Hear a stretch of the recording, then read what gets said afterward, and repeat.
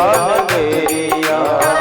धनुषय की आई खबरिया, जाना पड़ेगा हमें मथुरा नगरिया, जाना पड़ेगा हमें मथुरा नगरिया।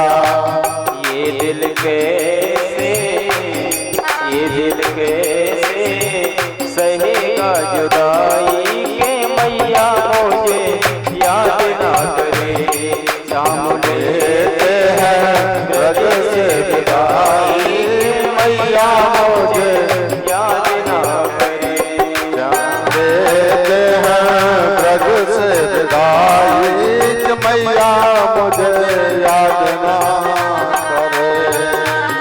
याद ना करे मैया, याद ना करे। याद ना करे मैया, याद ना करे। श्याम लेते हैं ब्रज से विदाई, मैया मुझे याद ना करे। श्याम लेते हैं ब्रज से विदाई, मैया मुझे याद ना करे।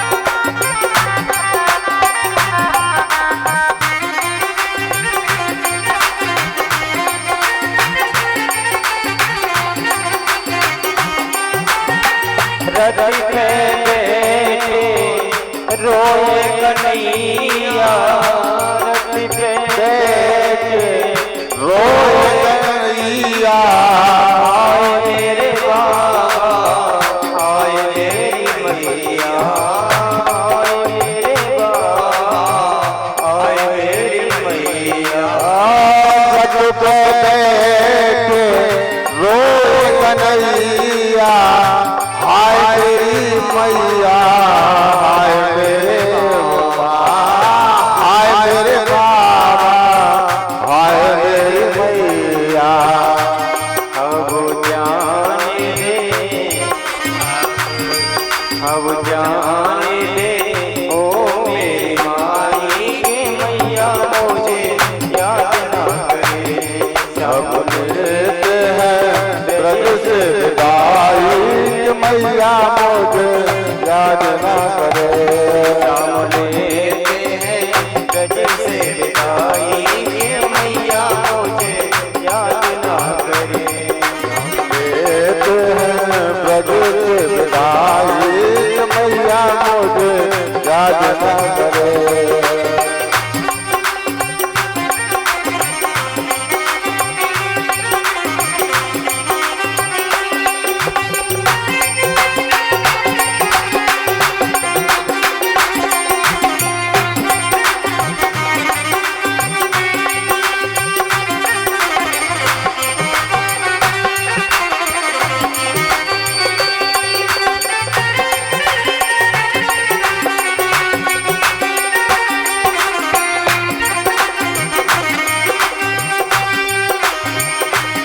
जा रहे हो तो जाओ ब्रज छोड़ गए, हमें छोड़ गए प्रेम ब्रज सा कन्हैया। कहाँ पाओगे, कहाँ पाओगे, जा रहे हो तो जाओ ब्रज छोड़ गए, हमें छोड़ गए प्रेम ब्रज सा कन्हैया। कहाँ पाओगे, कहाँ पाओगे प्रेम ब्रज सा कन्हैया। कहाँ पाओगे, कहाँ पाओगे। आज कन्हैया जा रहे हैं मथुरा के लिए सज्जनों। सारी गोपियां कह रही अक्रूर तो हमारे कृष्ण बलराम को लेके जा रहा है, इनको यदि कुछ हो गया ना तो तेरे को भगवान कभी माफ नहीं करेगा, तेरे को क्षमा नहीं करेगा, और तेरे को सारे ब्रजवासियों की हाय लगेगी, हाय लगेगी। जब तक रथ की ध्वजा चमकती रही तब तक सारे ब्रजवासी और गोपियां टकटकी लगा करके कन्हैया को निहारती रही। जब रथ दिखना बंद हो गया तो एक गोपी पेड़ के ऊपर चढ़ गई, वृक्ष के ऊपर, और ऊपर वृक्ष पर चढ़ करके और कन्हैया को देखने लगी। जैसी देख रही थी तो गोपी को बेहोशी आने लगी, अपना शरीर संभाल नहीं पा रही, गिरने लगी। अब गोपी कहने लगी कि काका एतन खायो, चुन चुन खायो मांस, एने नामति खायो, मुझे श्याम मिलन की आस। एक काका आकर के ये मेरे शरीर को चुन चुन करके मेरे मांस को सबको खा जाना, पर इन दोनों नैनों को मत खाना। क्यों? इनको छोड़ देना, मुझे श्याम मिलन की आस। कन्हैया परसों की कह के गए हैं, कम से कम इन आंखों से कन्हैया को तो देख लूंगी।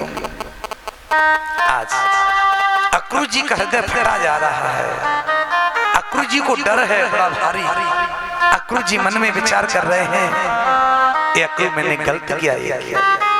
अरे कंस तेरे को मार देता तो मर जाता, पर कृष्ण बलराम को यदि कुछ हो गया ना तो तेरे को सारे ब्रजवासी भाई लगेगा। अक्रूर जी को डर है। रथ यमुना के किनारे पहुंचा। आज अक्रूर जी ने कहा कन्हैया ने थोड़ा यमुना जी में स्नान कर लूं? हाँ हाँ काका जी स्नान कर लो। अक्रूर जी रस्सी से नीचे उतर करके और जैसे ही यमुना जी में जाकर के डुबकी लगाई तो कृष्ण बलराम रथ पर बैठे दोनों यमुना जी के पानी के अंदर दर्शन हो रहा है। फिर ऊपर आए, दोनों भाई रथ में बैठे हैं, फिर डुबकी लगाई, फिर यमुना जी के पानी के अंदर। आज अक्रूर जी के अंदर जो डर था वो दूर हुआ। आज अक्रूर जी विचार करने लगे कि मेरे कृष्ण बलराम का कोई बाल बाका नहीं कर सकता। अक्रूर जी ने स्नान किया और स्नान करके और रथ में बैठ करके और जा रहा जहाँ नंद बाबा ग्वाल वाल रुके थे वहां जाकर के पहुंचे। आज नंद बाबा ने कहा लाला कन्हैया आए गयो क्या? हाँ बाबा मैं आए गयो बाबा। अक्रूर जी ने कहा कन्हैया चलो पहले अपने घर चलते हैं। कन्हैया ने कहा काका जी मैं अभी आपके घर नहीं जा सकता, समय मिलेगा तो मैं जरूर आऊंगा आपके घर। अक्रूर जी ने कहा कन्हैया वो ऊंची अटारी दिख रही है ना, वो अपना ही महल है, आप जाओ, अब मुझे समय मिलेगा तो मैं जरूर आऊंगा। अक्रूर जी जैसे गए, जाकर के कंस महाराज से कह दिया महाराज कृष्ण बलराम का मथुरा में प्रवेश हो चुका है, आप जाने आपका काम जाने। आज कंस ने पूरे मथुरा में ढिंढोरा पिटवा दिया, कहा कि कृष्ण बलराम का कोई स्वागत नहीं करेगा, कोई फूल नहीं बरसाएगा, कोई आरती नहीं उतारेगा। मथुरा की माताएं कह रही हैं कंस तेरा सत्यानाश हो जाए। अरे तू हमें कन्हैया के दर्शन नहीं करने देगो, कन्हैया की आरती नहीं उतारने दो, कन्हैया हमारे घर के सामने एक निकले तई फूल बरसा देंगे, तई आरती उतार तई दर्शन कर लेंगे, पर तेरा सत्यानाश हो जाए। आज कन्हैया ने कहा बाबा ने मथुरा को मेला देखे आवे का? नंद बाबा ने कहा बेटा अपनो वृंदावन ना है, कंस महाराज की मथुरा नगरी है, और बेटा तू बहुत उद्यमी है, तेने कहा सारो कह दे ना तो खामे खाम लड़ाई हो जाएगी। दूर खिलन मत जाओ ललारे, मारेगी का उकी गैया। बेटा ये अपनो वृंदावन ना है, ये मथुरा नगरी है, और ये मथुरा नगरी की गाय भी बड़ी खतरनाक है, मारे बेटा, है ना। आज कन्हैया ने कहा बाबा हम तो काऊ से कछू कहेंगे ही ना, हमें कहा जरूरत पड़ी है, हमें तो मेला देख करके अपने वृंदावन चलेंगे। नंद बाबा ने कहा बलराम एक काम करियो, तू इस सब ग्वाल वालों में बड़ो है और कन्हैया मेला दिखा करके ग्वाल वालों को वापस जल्दी आना। और सुन बलराम, एक कन्हैया को हाथ पकड़ के रखियो, हाथ मन छोड़ना इसका। आज कृष्ण बलराम ग्वाल वाल और आज मथुरा में प्रवेश कर रहे हैं। जैसे प्रवेश किया तो बड़ा भारी स्वागत हो रहा है कृष्ण बलराम का। फूल बरसाए जा रहे हैं, आरतियां उतारी जा रही हैं। आज ग्वाल वालों ने कहा कन्हैया तेने हमें तबते नहीं बताई कि मामा जी के घर जानो है। मामा जी कैसे हमारा स्वागत करवा रहे हैं, है ना, कैसे हमारे ऊपर फूल बरसाए जा रहे हैं, कैसे हमारी आरतियां उतारी जा रही हैं। नहीं हमें ऐसा पता होती ना मामा जी के घर जानो है तो हम भी बढ़िया कपड़ा पहन करके आते। हम तो वही गाय चराने वाले पुराने कपड़े पहन करके चले आए हैं, हमें तो बड़ी शर्म लग रही है। कन्हैया ने मन में सोचा एक ग्वाल वाल तो ये सोच रहे होंगे कि कंस मामा ने बढ़िया दाल बाटी बनवा के रखी हुई खाने के लिए, ये नहीं पता है कि मारने के लिए बुलाया है। ग्वाल वालों ने कहा कन्हैया क्या कपड़ों की व्यवस्था हो जाएगी, मामा जी से मिलकर उनके कपड़ों को वापस कर देंगे। कन्हैया ने कहा चिंता मत करो मैं व्यवस्था करता हूँ। कंस महाराज का रजक धोबी कपड़े धो धो करके रस्सी पे सुखा रहा था। आ जाकर के कन्हैया ग्वाल वालों को लेकर के पहुंचे, जाकर के कहा धोबी मामा राम राम। और छोटा मोटा रजक हो तो बोले। कंस महाराज का कहते हैं ना मंत्री जी से तो मिलना सहज की बात है, पर मंत्री के चमचों से मिलना बड़ी मुश्किल की बात है ना। मंत्री जी तो मिलना चाहते हैं पर चमचे नहीं मिलने देते। उनसे पूछो चमचों से क्यों, मंत्री जी हैं क्या? नहीं नहीं वो तो भोपाल गए हैं और मंत्री जी कमरा में सो रहे हैं, है ना। अब छोटा मोटा धोबी हो तो बोले कंस महाराज का धोबी, भाई जिस गांव का भांजा हो उसका तो पूरा गांव मामा लगता है, चाहे कोई भी क्यों न हो। फिर कन्हैया ने हाथ जोड़ करके कहा धोबी मामा राम राम, हम कंस महाराज के खास भांजे हैं, एक काम करो कपड़ों को दे दो ना, मामा जी से मिल करके तुम्हारे कपड़ों को वापस कर देंगे। धोबी ने कहा तालाब का पानी पिया, जौ की रोटी खाई और कंस महाराज के कपड़ों का ख्वाब सोच रहे पहनने का। बड़ा आया भांजे वाला, मुझे मालूम है कंस महाराज ने क्यों बुलाया है और जो काम कंस महाराज करेंगे उस काम को मैं ही कर देता हूँ। जो कपड़ा पकड़े हुआ डंडा होता है ना उसको लेकर के मारने के लिए दौड़ा। एक 5 वर्ष का बालक कन्हैया को उंगली पकड़े था। उस बालक ने कहा लाला कन्हैया ये बोले कैसे, जाए बोले वो ना आवे नेक पूतना वाले हाथ दिखाई दियो। मेरे कन्हैया ने कहा यही तो प्रेम है तुम्हारा, तो तुम्हारा दास बन जाता हूँ। मेरे कन्हैया को आई गुस्सा और एक धोबी के सिर पर तमाचा किया सज्जनों और समाज से भागे भैया पूतना मारने वाला आएगा, पूतना मारने वाला आओ। मेरे कन्हैया ने कहा ग्वाल वालों छांटो बीनो, छांटो बीनो कपड़े। आप लोग मेला देखने गए हो, मेला देखा है? मेला में दुकान लगी होती है ना, तो दुकानों पर लिखा रहता है हर माल 10 रुपए छांटो बीनो, हर माल 50 रुपए छांटो बीनो। तो ऐसे कन्हैया कह रहे ग्वाल वालों छांटो बीनो भैया अपने अपने पसंद के कपड़े। सारे ग्वाल वाल अपने अपने पसंद के कपड़े छांट करके पहन लिए। अब पहन करके भाई छोटे छोटे ग्वाल वाल बड़े बड़े राजाओं के कपड़े, जब पहन करके कपड़े चल रहे हैं ना तो 1.5 हाथ की बाजू लटक रही है ऐसे करके। अब बिना झाड़ू अरवड़ साफ होता हुआ जा रहा, बिना झाड़ू अरवड़ साफ होता जा रहा। ग्वाल वालों ने कहा कन्हैया ये तो भैया मंगेनू जैसे लग रहे हैं, बड़ी शर्म लग रही है। नहीं कि ऐसा करो नहीं कपड़ों की थोड़ी व्यवस्था हो जाए अच्छी तरह से तो ठीक है। कन्हैया ने कहा चिंता मत करो मैं व्यवस्था करता हूँ। मेरे कन्हैया ग्वाल वालों को लेकर के और एक दर्जी के घर पे पधारे। दर्जी ने जैसे खिड़की से कन्हैया को देखा, कहा आओ ना कन्हैया मेरी कुटिया में, पधारो ना। मेरे कन्हैया ग्वाल वालों को लेकर के और दर्जी के घर पे पधारे। मेरे कन्हैया ने कहा दर्जी से एक काम करो, ये मेरे सारे ग्वाल वालों के कपड़ों को काट करके छांट करके बढ़िया सिल करके फिट करके इनको पहना दो। दर्जी ने सारे ग्वाल वालों के कपड़ों को काट करके छांट करके बढ़िया फिट करके सिल करके ग्वाल वालों को पहना दिया।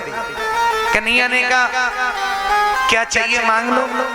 दर्जी ने बस प्रभु आपका आशीर्वाद बना रहे। भगवान ने दर्जी को आशीर्वाद दिया।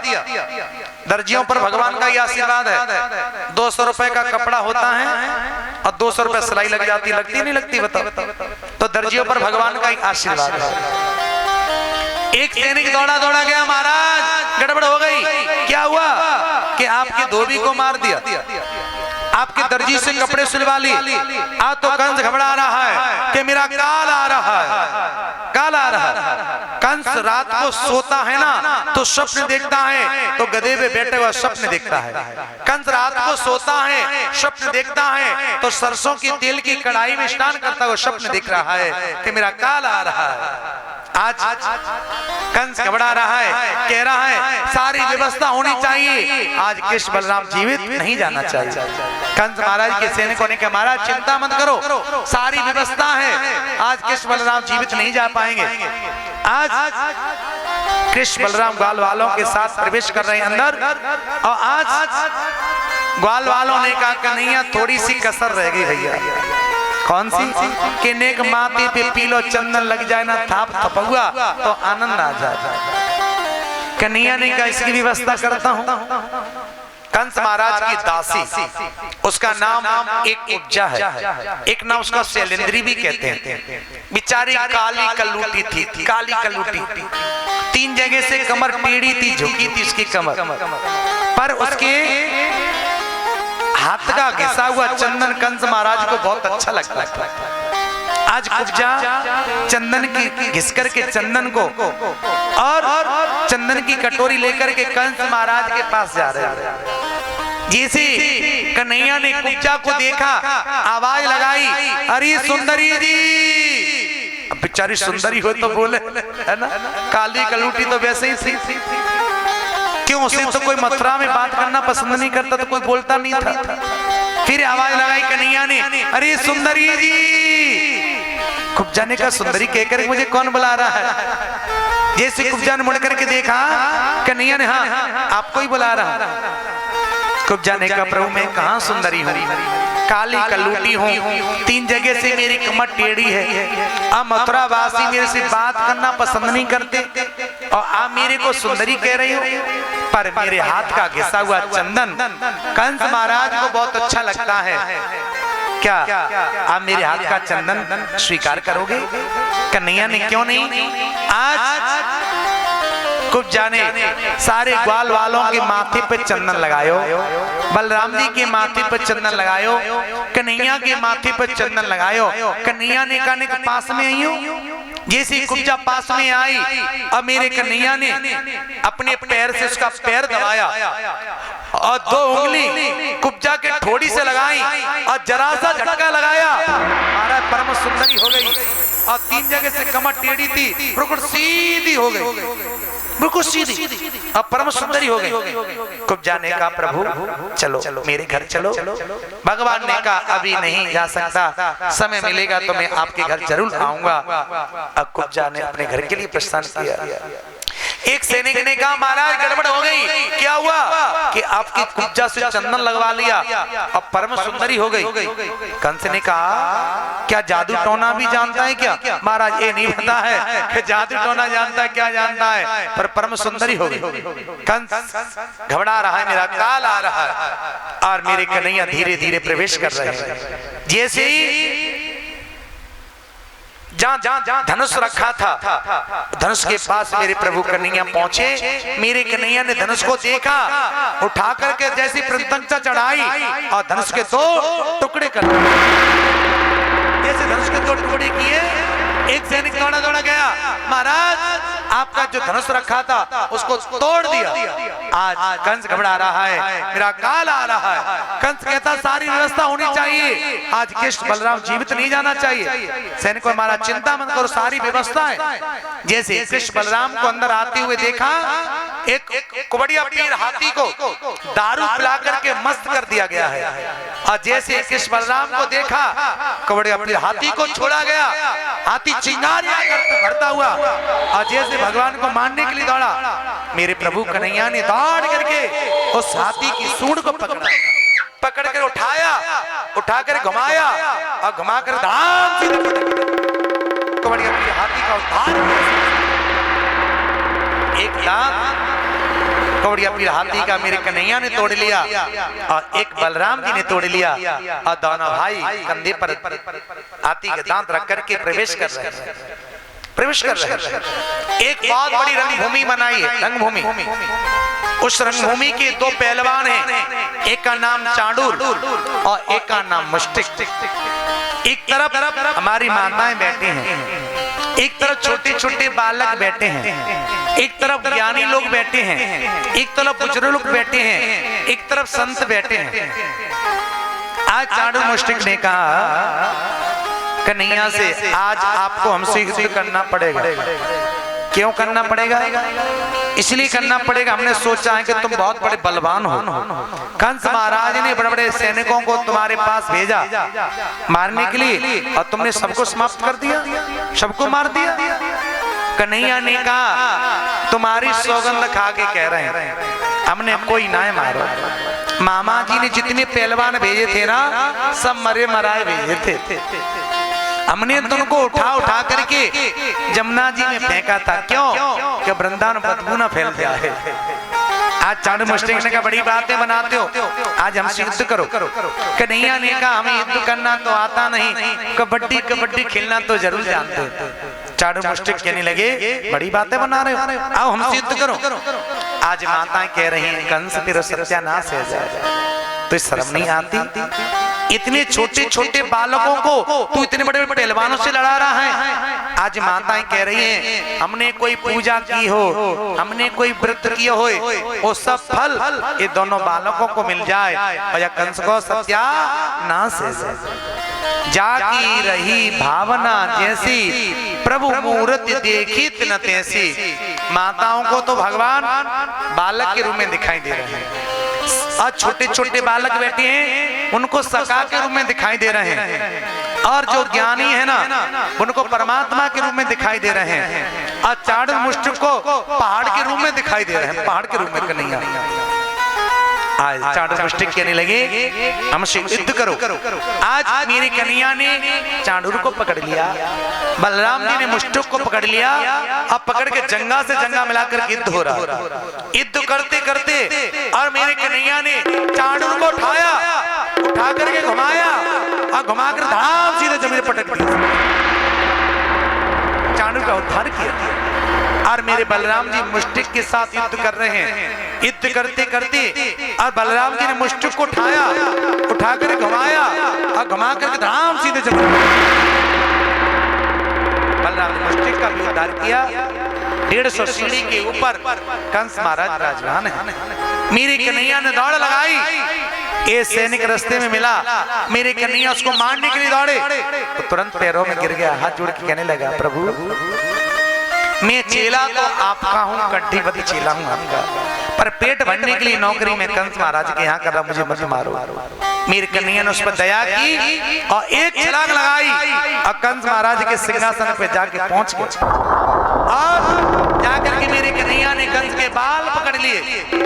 कंस कहने लगा अरे चांडूर कहाँ है, अरे मुष्टिक कहाँ है।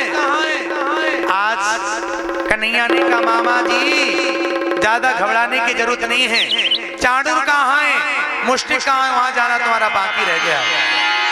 आज कंस ने कहा एक का तरीका है, मेरे बाल क्यों पकड़ लिए आपने? कन्हैया ने कहा मामा जी क्या बार पकड़ने से लगती है क्या? और लगती नहीं है, दर्द नहीं होता। आज कन्हैया ने कहा मामा जी आज आपको पता तो चल गया कि बार पकड़ने से लगती है। मेरी माँ पहली बार ससुराल जा रही थी तो आपने भी तो मेरे माँ के बाल पकड़ के रस्से नीचे खींचा था। क्या मेरी माँ के दर्द नहीं हुआ था? क्या मेरी माँ उस समय रोई नहीं होगी? जाके पग नहीं फटी बीमाई, सो का जाने पीर पर आई। जिसके पैरों की बीमाई फटी होती है ना, जिसके पैरों में कांटा लग जाता है, वही जानता दर्द क्या होता है। मामा जी आज पता तो चल गया कि बार पकड़ने से लगती है। मामा जी अब ज्यादा घबराने की जरूरत नहीं है। आओ मुझे अच्छी तरह देख लो। देवी का अष्टम गर्भ तुम्हारे आंखों के सामने खड़ा है और चांडमुख मुष्टिक कहाँ है, वहां जाना तुम्हारा बाकी रह गया। अच्छी देख लो, अच्छी तरह मेरे ऊपर से नीचे तक। मेरे कन्हैया ने कंस मामा को सिंहासन से उठा करके 150 सीढ़ी के ऊपर से ही और धड़ाम सीधे नीचे। ओ नंद के लाला की जय हो, नंद के लाला की जय